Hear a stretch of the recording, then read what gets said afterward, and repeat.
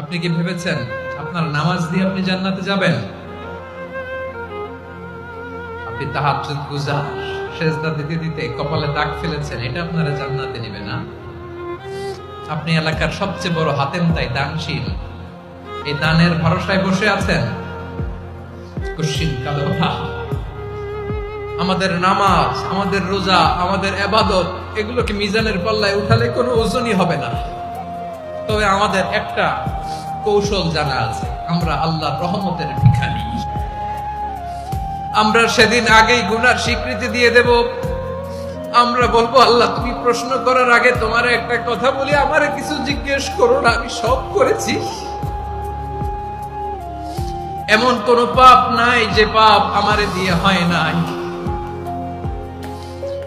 তোমার রহমত দিয়ে তুমি জান্নাতে পাঠাবা, তোমার দয়ায় জান্নাতে যেতে চাই, আমল দিয়ে না। পারবেন বলতে? কিয়ামতের দিন আমরা বলবো, আল্লাহ আমার আমল দিয়ে জান্নাত চাই না, আমি তোমার দয়া দিয়ে জান্নাত চাই। তোমার দয়া ছাড়া আমার কোনো উপায় নাই।